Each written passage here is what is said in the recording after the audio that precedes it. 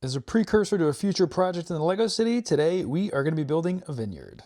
All right, so first let's talk about the parts you're gonna need. You are gonna need 2 plates. You're gonna need an 8x16 and a 16x16. I'm using dark tan here, and that is gonna get you 4 rows of vines with 5 bushels per vine.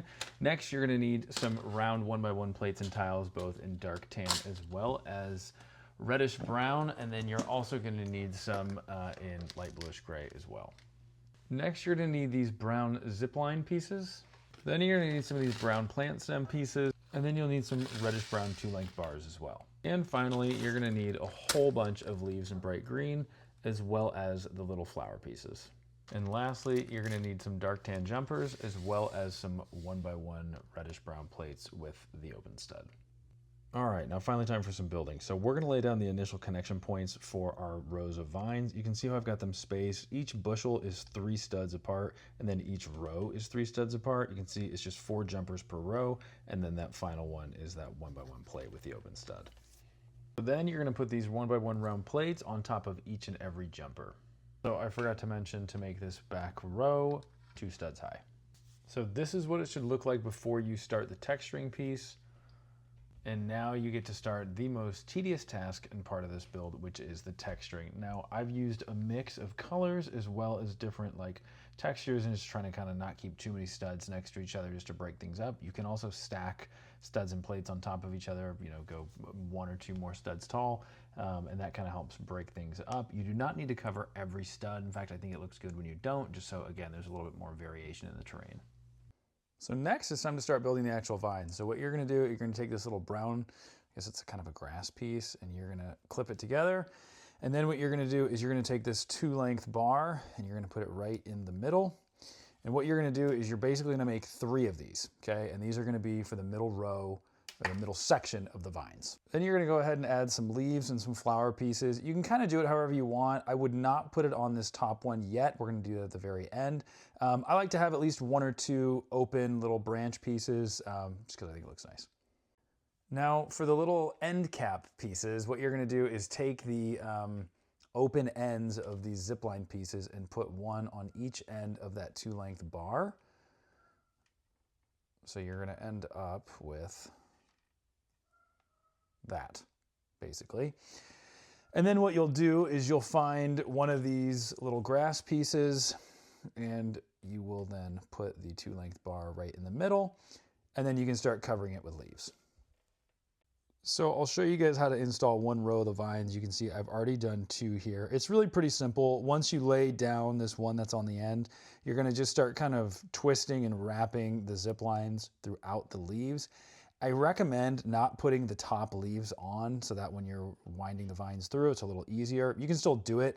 I did not do that for this second one, just to show you guys the example. It's harder to get the vines really tight in there, and so what it does is it leaves a bigger gap in between the vines, which I don't like, so I'm gonna go back and fix that. So now to actually install a vine. So this is what you're gonna start with. You've got basically a finished end on one, and then the open zip lines, and then you'll just wanna have another one for the end prepared and ready. So what we're gonna do then, because we've got it attached to this 1x1 with the open stud, go ahead, click it into that jumper, and then let me reorient the camera here. So now you can just see it's a little tough to film without getting my hand right in the way. But basically, you're kind of looping it in underneath the leaves. You want to keep it kind of tight.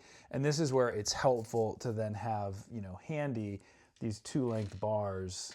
Let me find one here with some leaves already on it. So that way, once you, secure the vines in, you can then just kind of cinch them in place.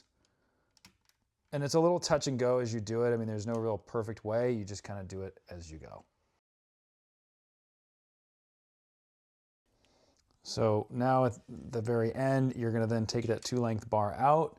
You're gonna put 1 end of the zip line on top, 1 on the bottom. Sorry, because my hand is in the way.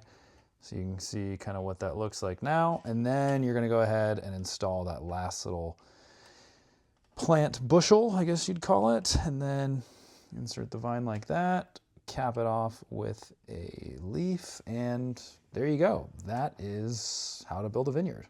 Now, as a little bonus, I'll show you guys how to build these cypress trees. This is actually not my technique. I just stole this from the Lego Fountain Garden set. But basically what you do is you're gonna take 4 of these little claws, you're gonna attach them into the snot brick that has the studs on 4 sides. You are gonna need them all to be dark green. I think they're kind of expensive on Bricklink, and they're a pick-a-brick standard part, so it takes a little longer for you to get them.